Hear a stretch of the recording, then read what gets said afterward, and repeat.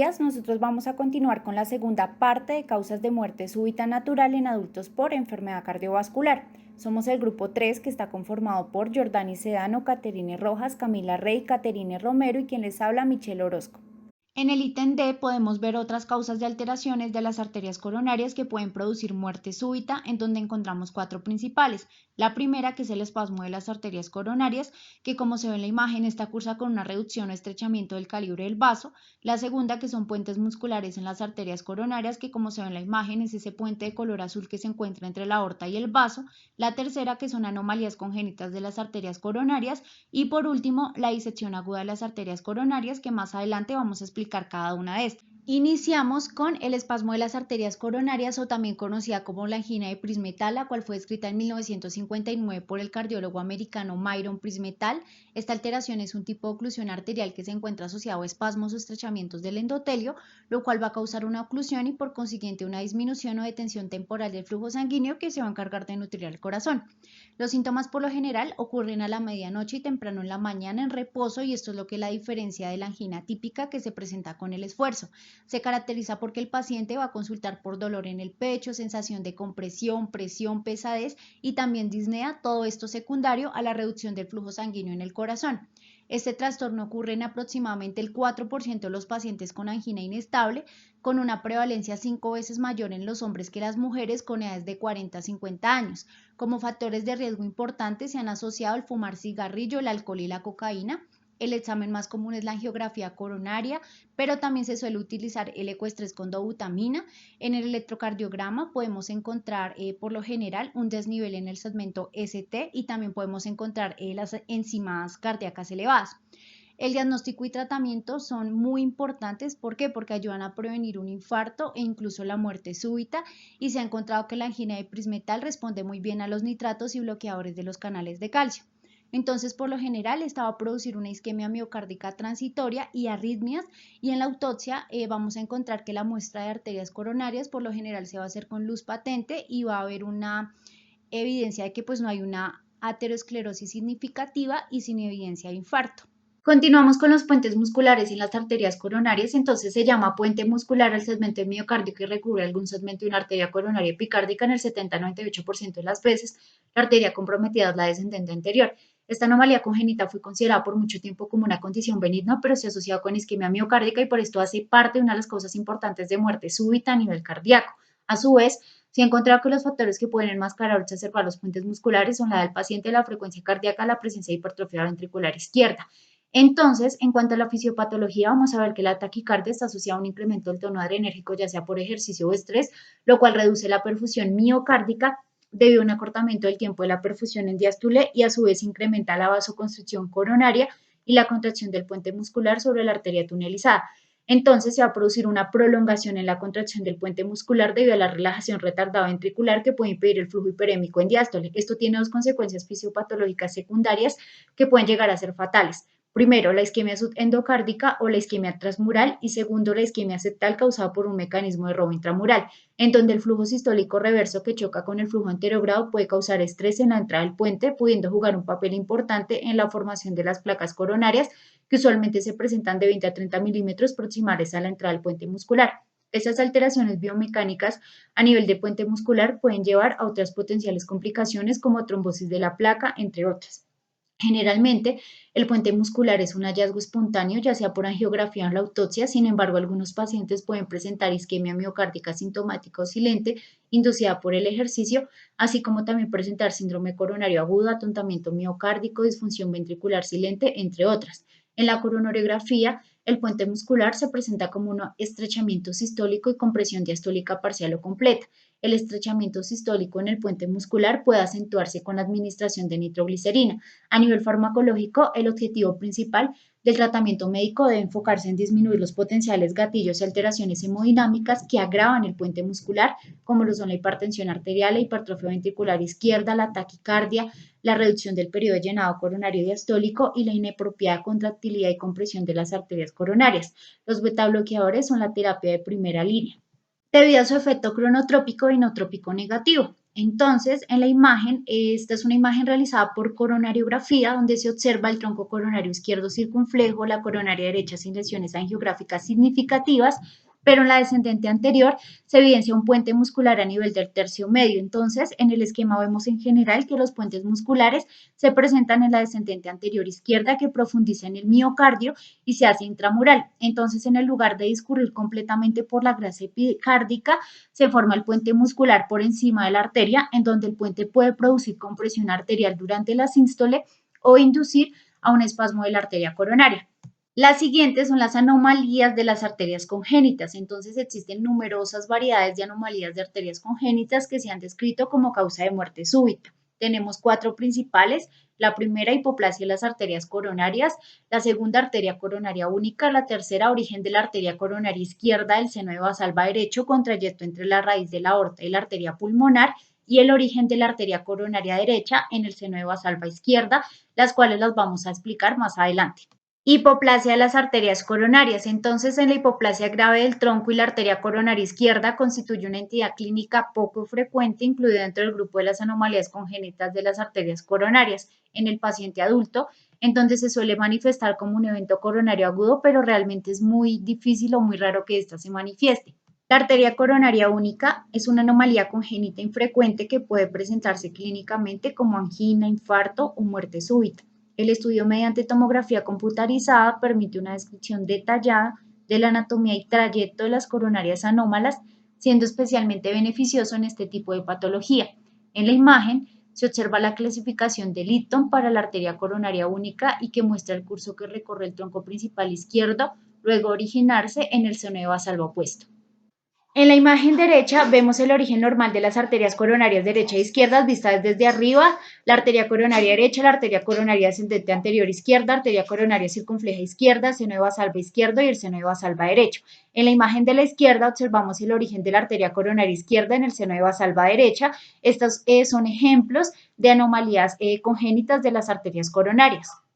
Disección aguda de las arterias coronarias en ausencia de aterosclerosis. Entonces vamos a hablar de la más frecuente, que es la disección espontánea de la arteria coronaria, la cual es una afección de emergencia poco común que ocurre cuando se forma un desgarro en un vaso sanguíneo del corazón, lo cual puede disminuir o bloquear el flujo sanguíneo al corazón y causar un ataque cardíaco, anormalidades en el ritmo cardíaco o muerte súbita. La disección espontánea de la arteria coronaria afecta más comúnmente a las mujeres entre los 40 y 50 años de edad, aunque puede ocurrir en cualquier grupo de edad y en los hombres también. Sin embargo, llama la atención que las personas que tienen disección espontánea de la arteria coronaria a menudo no tienen factores de riesgo para la enfermedad cardíaca, como lo son la presión arterial alta, el colesterol alto o la diabetes. Esta puede causar muerte súbita si no se diagnostica y trata oportunamente.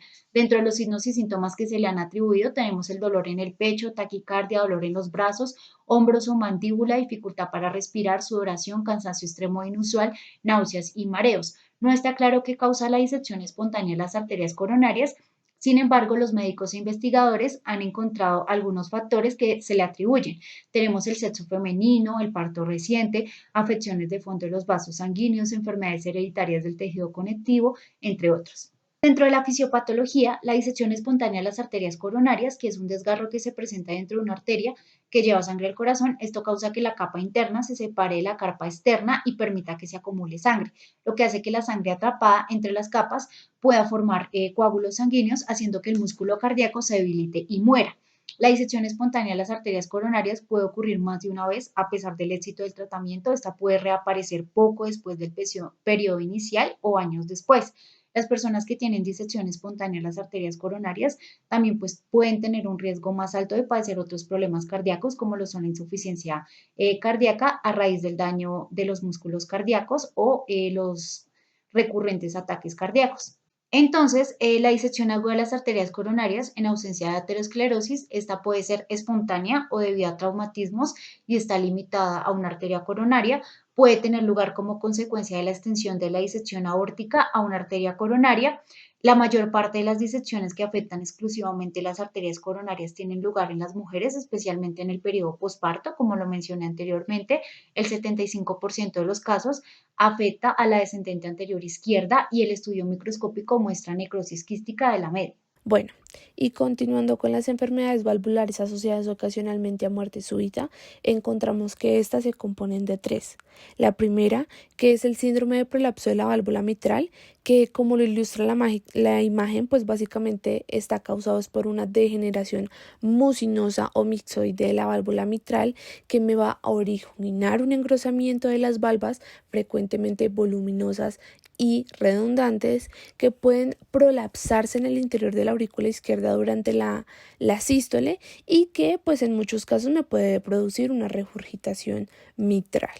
La segunda es la estenosis aórtica calcificada, que es una enfermedad en la cual se deposita pues calcio en la parte superior de las valvas de la válvula aórtica, así también como en el anillo valvular y que me va a producir pues un estrechamiento marcado de la salida de sangre. Y por último, la endocarditis, que básicamente pues es la inflamación del revestimiento interior de las válvulas y cámaras cardíacas que me van a formar pues el endocardio.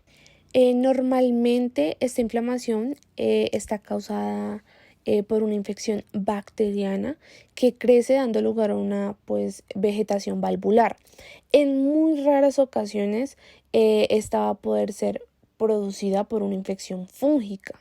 Y entrando un poco más en detalle en este tipo de enfermedades valvulares, vamos a hablar o mencionar un poco de sus generalidades. En cuanto al síndrome de prolapso de la válvula mitral, encontramos que la degeneración mixoide puede afectar tanto lo que es el anillo valvular como las cuerdas tentinosas y en algunos casos la degeneración mixoide afecta a lo que es la válvula aórtica y tricúspide, mientras que la válvula pulmonar muy raramente se ve afectada. En cuanto a los síntomas, estos no suelen ser específicos, pero sí se ha visto que puede incluir fatiga, palpitaciones, mareos, dolor torácico atípico y ansiedad. En cuanto a la auscultación cardíaca, esta suele revelar un clic mesotardosistólico y un murmullo sistólico tardío si la regurgitación mitral es muy significativa. Y en cuanto a la válvula anormal, generalmente tiene una predisposición a sufrir endocarditis. Aunque es muy infrecuente, también puede ocurrir una muerte súbita debido a una arritmia ventricular, como en otras situaciones donde el mecanismo de la muerte es una arritmia cardíaca. En este tipo de situaciones se debe descartar cualquier otra causa de muerte, realizando pues una autopsia completa donde se incluyan estudios tanto toxicológicos como histológicos. Y por último, en cuanto al estudio microscópico de la válvula o válvulas cardíacas afectadas, estas van a mostrar habitualmente una degeneración mixomatosa llamativa en lo que son las valvas. En cuanto a la estenosis aórtica calcificada, en sus generalidades encontramos que pues se desarrolla a lo largo de años y puede afectar tanto a válvulas normales como patológicas. Y es importante tener en cuenta, primero, que las válvulas aórticas bicúspides pues frecuentemente se van a calcificar con la edad. Segundo, que las válvulas aórticas con cicatrices debido a fiebre reumática pueden con la edad calcificarse y que con la disminución de la fiebre reumática en la población como consecuencia del adecuado tratamiento, pues esta se ha tornado cada vez pues más rara. Y tercero, que las válvulas aórticas normales pues pueden sufrir calcificaciones degenerativas con función patológica de los velos y a la larga estenosis. Estas pueden comenzar con la sexta década de la vida y correlacionarse pues también con la arteriosclerosis sistémica calcificada. También encontramos que pues la estenosis aórtica grave se asocia generalmente con una cardiomegalia significativa e hipertrofia importante del ventrículo izquierdo, que si no es tratada pues nos va a provocar una dilatación y una falla cardíaca. Y por último, las muertes pues debidas a estenosis aórticas que llevan al patólogo forense pues suelen afectar a individuos más jóvenes de lo habitual, pues debido a que por alguna razón no fueron diagnosticados y de igual manera pues no fueron tratados. En las imágenes podemos ver ilustrado todo lo que anteriormente les he comentado, observándose pues grandes agregados de calcio y tejido fibroso en lo que respecta a la válvula.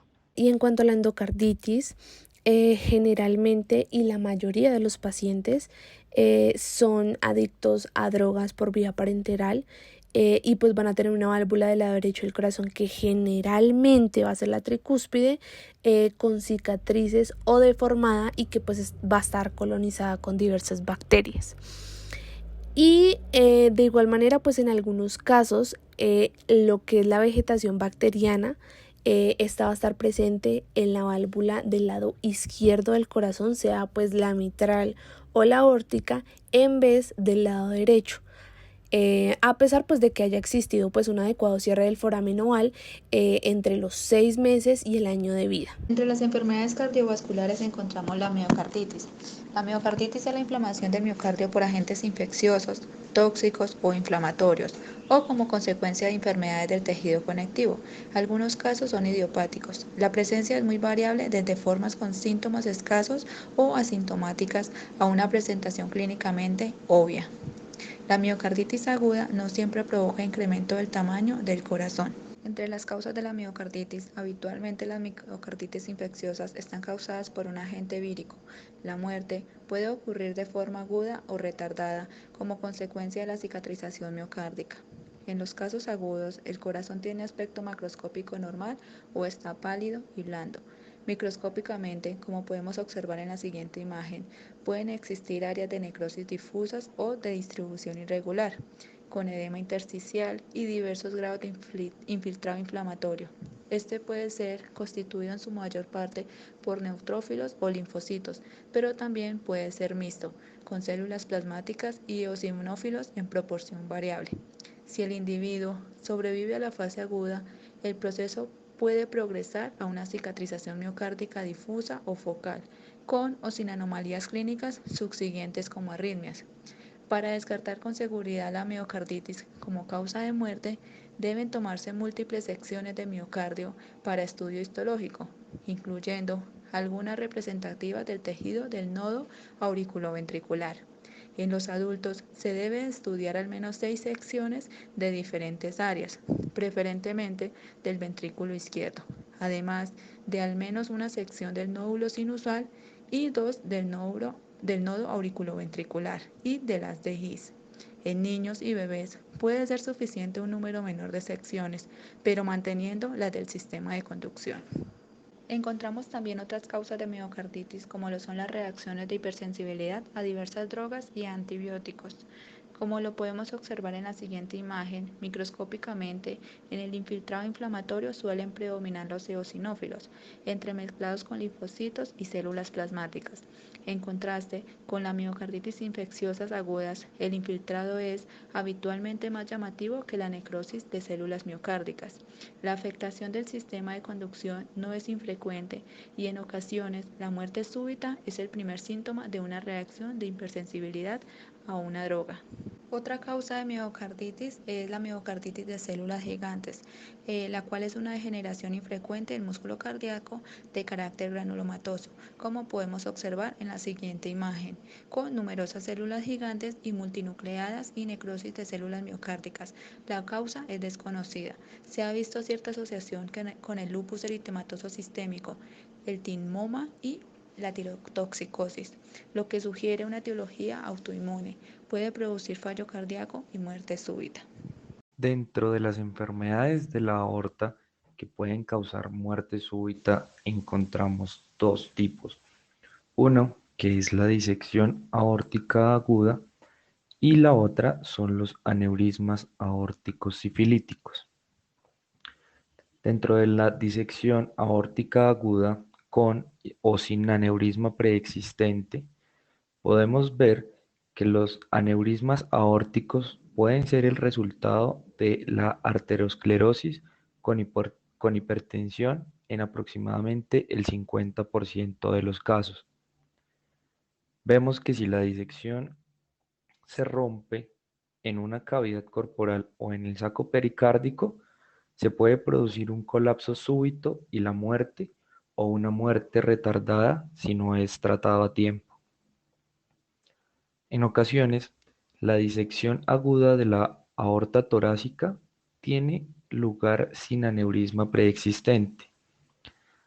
Acá es donde encontramos que el sujeto siempre ha sufrido de hipertensión arterial crónica. En las autopsias, los desgarros de la íntima pueden ser muy difíciles de localizar, pero el lugar de la ruptura a través de la adventicia, por lo general, es más fácil de encontrar.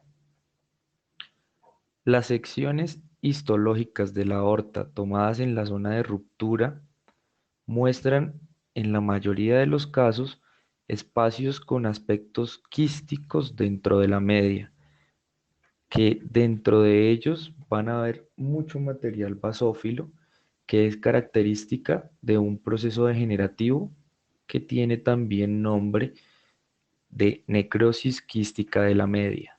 Dentro de los aneurismas aórticos sifilíticos, también conocidos como aneurismas luéticos, se forman como un resultado de una aortitis sifilítica. Estos mismos pueden producir disección aguda y muerte súbita también. El diagnóstico se puede confirmar por medio de serología post-mortem, si la muestra de sangre no está degradada de forma significativa. El estudio microscópico de la aorta muestra muy frecuente periarteritis y endarteritis de la vasa vasorum, un gran número de células plasmáticas y de linfocitos en la adventicia, necrosis y cicatrización focales de la media y ruptura de las fibras elásticas.